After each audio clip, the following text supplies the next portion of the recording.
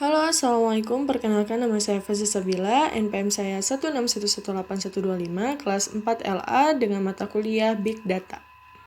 Saya akan menjelaskan sedikit mengenai Big Data.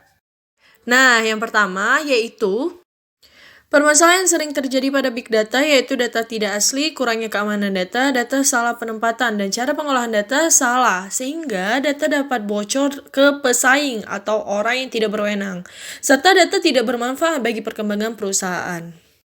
Terus yang kedua yaitu perbedaan analitik dan analisis, yaitu yang pertama analitik. Analitik yaitu suatu cara mengambil data yang diteliti untuk masa depan atau memprediksi sesuatu yang akan terjadi, sehingga menghasilkan suatu keputusan. Nah, dengan kata lain, cara mengambil data ini dapat membantu menganalisis big data, sehingga dapat mengolah data dengan tepat waktu dan dengan data yang berbeda-beda. Contohnya, suatu perusahaan fashion yang sedang memprediksi permintaan pelanggan di masa depan. Perusahaan ini akan mengeluarkan lebih banyak fashion muslimah dilihat dari data yang diteliti dari Twitter.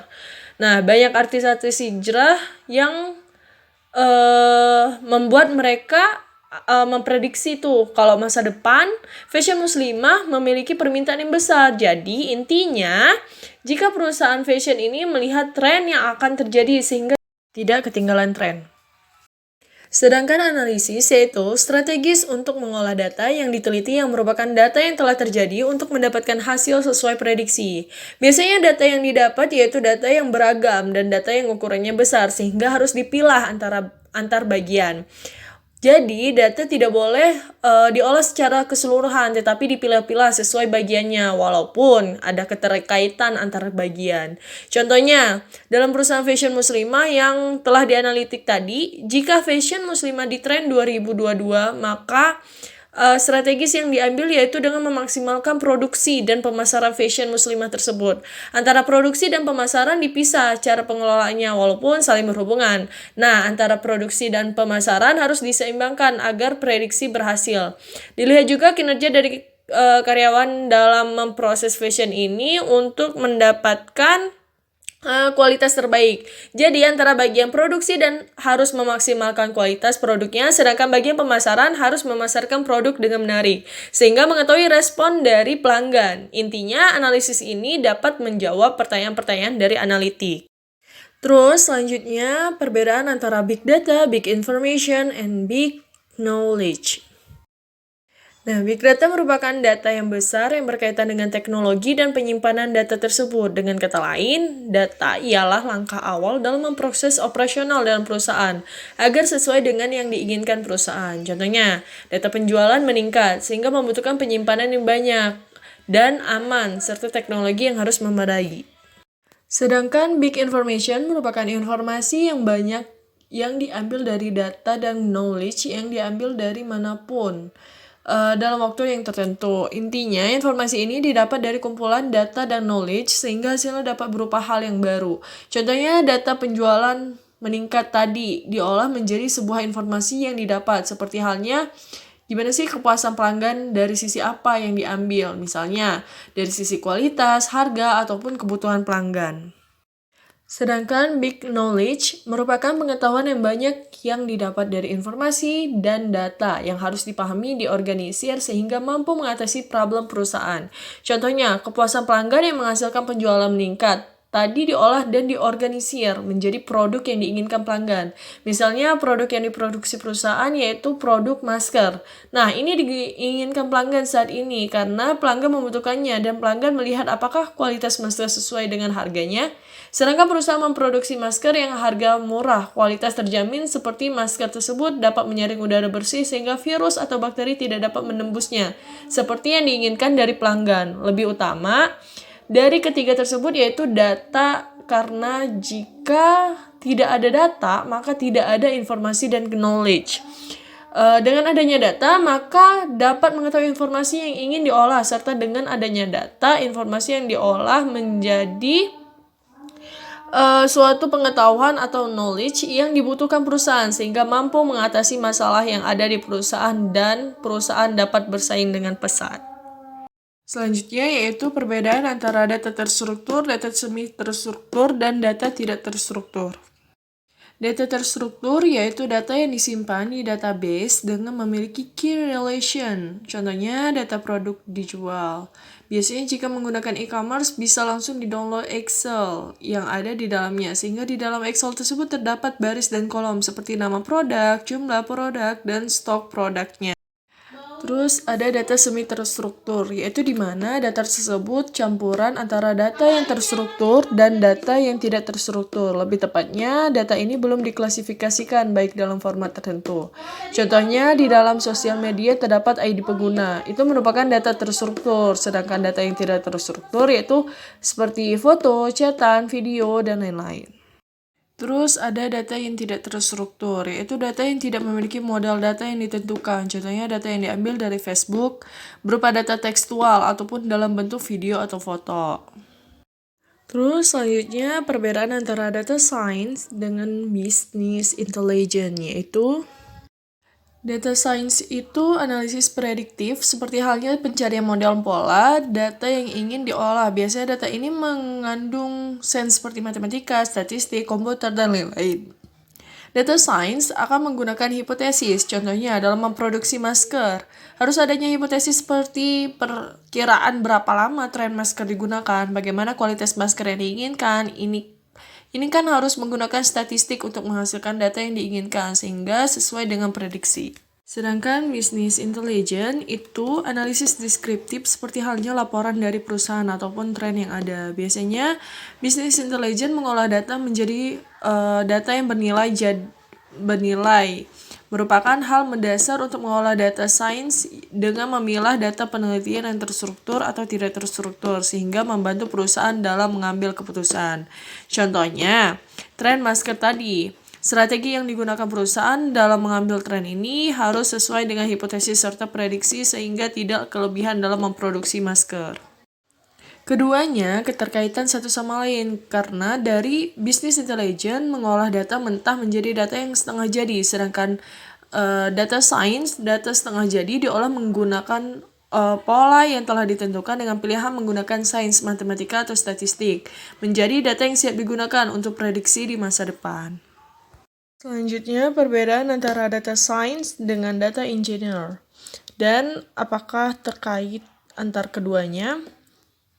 Data science merupakan data yang mengolah data besar menjadi data yang mudah dimengerti yang dikumpulkan oleh data engineer pada suatu perusahaan. Lalu, data ini dimasukkan ke dalam machine learning dan diolah menggunakan statistik ataupun matematika yang mengandung sains, sehingga terbentuk prediktif.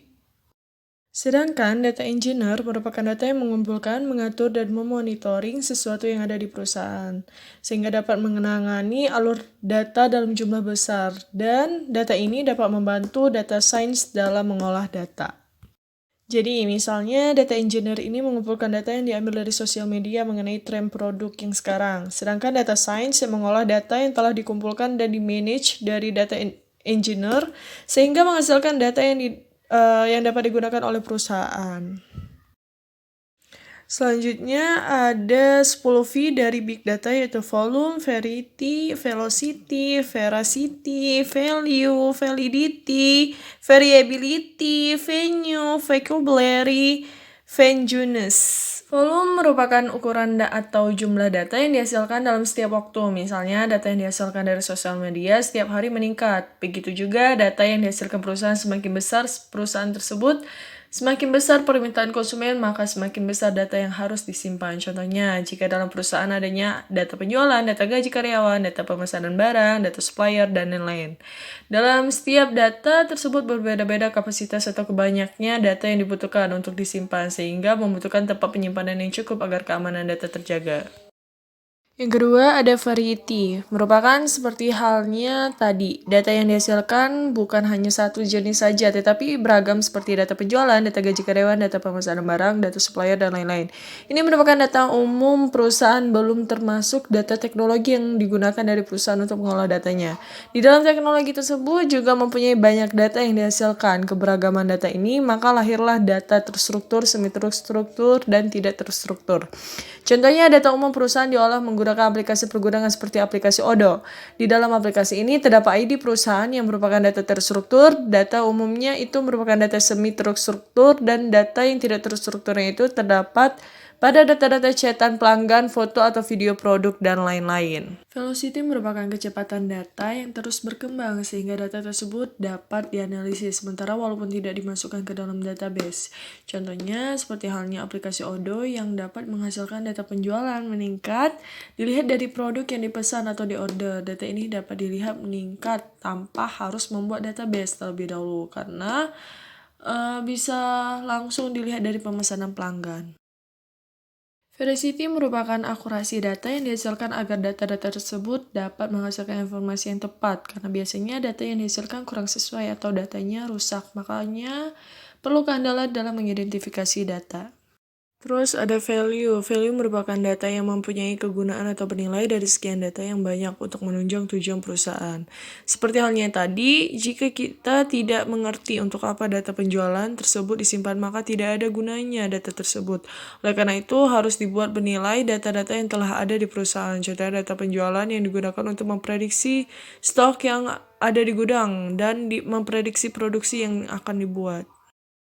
Validity merupakan data yang digunakan harus valid sehingga hasil yang diinginkan perusahaan juga sesuai. Contohnya data stok barang. Jika data stok barang tidak sesuai dengan barang yang keluar dan barang yang disimpan di gudang, maka ketika memproduksi barang baru, produk yang dihasilkan kelebihan sehingga menumpuk di dalam gudang. Variability merupakan data yang tidak konsisten yang dapat berubah-ubah sesuai dengan sumber data. Contohnya orderan barang sesuai dengan tren. Jadi, jika ada tren masker di masa pandemi, maka ketika pandemi hilang, masker tidak digunakan lagi. Sehingga orderan masker tersebut berkurang. Ini yang dimaksud dengan data yang berubah-ubah. Venue merupakan data yang menggunakan platform yang berbeda serta pekerjaan yang berbeda. Contohnya data yang terdapat pada cloud pribadi dan publik. Vocabulary merupakan memahami model data yang digunakan sehingga data dapat sesuai dengan fungsinya. Misalnya data gaji karyawan, memahami data ini digunakan untuk apa? Yaitu untuk mengatur gaji karyawan sehingga dapat berfungsi sesuai fungsinya. Awareness merupakan data yang ada tapi tidak tahu keberadaannya di mana, seperti halnya sosial media, tidak tahu bersumber dari mana, tersedia begitu saja di sosial media. Selanjutnya, ilustrasi HDFS. HDFS merupakan pendistribusian data berdasarkan kriterianya, memiliki dua bagian yaitu name node dan data node. Name node sebagai manajer yang mengerti informasi yang ada di dalam perusahaan, lalu informasi itu diberikan kepada tiap divisi yang ada di perusahaan.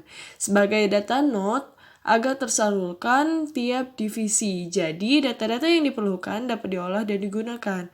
Misalnya, di dalam gudang name node dapat mengakses semua data dari data keluar masuk barang, data stok barang, laba dari penjualan, dan lain-lain. Nah, di dalam divisi penjualan mempunyai divisi check-in atau QC-in, divisi stokis, dan divisi check-out atau QC-out. Data yang dapat diakses di divisi stokis yaitu data-data yang berkaitan dengan stok barang. Begitu juga data-data yang diakses di divisi lain sudah ditentukan pembagiannya oleh name node. Sehingga data node hanya menggunakan data yang mereka dapat akses untuk melakukan pekerjaannya. Jadi jika name node ingin mengetahui data laba penjualan, tinggal membuka atau mengakses data tersebut pada divisi check-out atau QC-out. Fungsi dari MapReduce. Menginfo file untuk dapat diolah di gambar, terdapat 6 file atau 6 data. Memecahkan data yang telah diinput tadi, dipecah menjadi lebih kecil, yaitu dibagi menjadi 2 atau 3 data. Terus membuat data menjadi lebih kecil lagi, yang disebut dengan mapping. Pada tahap ini, data akan diklasifikasikan sesuai jenisnya, yaitu disebut key value.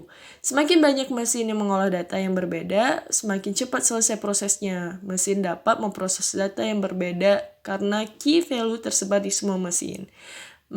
Pengacakan dilakukan untuk mengklasifikasikan data yang sama dengan mesin yang sama. Pengacakan ini dilakukan hanya untuk mengumpulkan key yang sama. Tahap reduce di mana telah disatukan key yang sama sehingga jumlah juga disatukan, yang awalnya Apple 1 dan terdapat 4 data. Direduce menjadi Apple 4 dan terdapat satu data. Sehingga di tahap akhir, tiap data yang berbeda telah disatukan dengan jumlah yang telah ditambahkan pada tahap reduce. Intinya, MapReduce digunakan untuk memperkecil data agar mudah dipahami.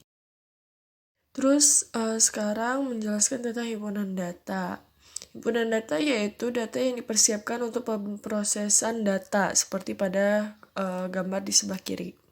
Setelah proses himpunan data, maka proses selanjutnya yaitu metode data mining, yaitu menentukan pengolahan data yang telah dibuat untuk mendapatkan suatu hasil. Data ini menggunakan metode estimasi di mana menggunakan linear regression atau LR. Dalam contoh ini menukar salary sebagai X sesuai dengan years experience sebagai Y. Seperti yang terlihat pada sebelah kanan, dapat dilihat hubungan antara years experience dan salary pada diagram di atas, yaitu dengan A merupakan nilai rata-rata dari Y dengan X sama dengan 0. Dengan grafik ini dapat dilihat garis melewati sumbu Y, sedangkan B merupakan tingkat perubahan dari X. Terus output yang dihasilkan yaitu dapat dilihat pada tabel di atas. Multiple R 0,98 yang berarti mendekati 1, maka hubungan antara years experience dengan salary agak kuat. Terus R square 0,9630 yang berarti 96,30%. Berarti hubungan sangat baik karena pada umumnya 95% itu hubungannya baik sehingga mempengaruhi variabel Y sehingga sisanya dari faktor lain. Terus adjust R square ini digunakan linear regresi yang berganda karena data ini merupakan data linear sederhana, maka dilihat dari R square. Sedangkan output dari ANOVA yaitu berdasarkan nilai signifikan yaitu sebesar 1,73 lebih besar dari 0,05, maka tidak ada pengaruh antara years experience X dengan salary Y. Terus ada residual output dengan data awal 1,1 tahun dengan residual 6078,03 dengan prediksi 4126,96, maka aktualnya min 3448,93. Terus dimasukkan rumus-rumus seperti pada gambar di atas. Formula di atas dapat mengetahui kemiringan yang didapat pada grafik di atas saling berpengaruh antar variabel tidak. Terus rumus Corel digunakan untuk mengetahui keterkaitan antar variabel saling berhubungan atau tidak.